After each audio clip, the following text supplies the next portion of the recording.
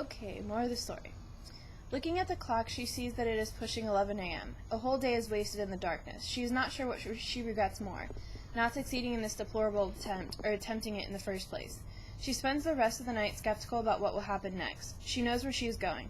Will it be the same? Will they be so understanding? How long will she be there? As the sun rises, she slowly dozes off. It feels so good to sleep. She needs to recuperate. It has been a long night. She is awoken by the smell of poorly cooked oatmeal and burnt toast. Taking another glance at the clock, it is 8:30 a.m. Not much sleep, but it'll have to do. She sits up and pulls the tray to her. She unwraps the plastic off the spoon. She isn't allowed to have anything sharp, but she puts her spoon into the oatmeal. Slowly putting it to her mouth, she stops. There is an excruciating pain in her stomach that doesn't allow her to eat. She sets the spoon back down and pushes the table away. A woman walks in. She is fairly short, long black frizzy hair and a look that no one wants to remember.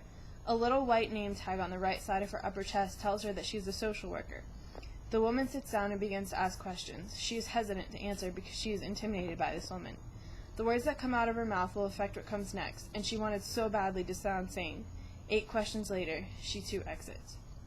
She is left there alone, staring at the ceiling. The bright white atmosphere that had once been a mystery to her was now just an overhead light. She begins to pray to God, pleading for forgiveness for all of the wrongs that couldn't be undone, for all the pain and agony she administered upon everyone that knew her.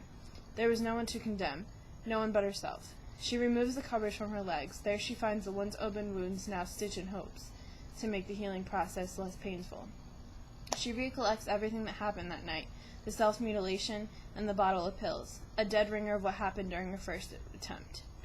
The phone rings from outside her room. She is meddlesome, so she listens to what they say. She hears her name, but nothing more. The nurse promptly enters the room with her street clothes. It is now time for her to get dressed so she could be transported to the psychiatric hospital. It feels good to be back on her own clothes. She waits for about a half hour, then she finally arrives. They are quickly introduced to each other, for the second time, and out the hospital doors they go. It is almost unexplainable how she felt, the keen smell of fresh-cut grass and the sweet smell of flowers that she had always taken for granted. She takes a few more steps and looks at the transport car. Instantly, her smile turns into a frown, and she is sent into a deep depression. She has no desire to go into this god-awful place, but she knows that she has no choice. The EMT opens the door, and she enters the car. The seats are inflexible. There is no air conditioning, and there is a laminated glass window separating her and the EMT. She is a prisoner in this car, and the only crime she committed was with herself. And that's the end of part 2.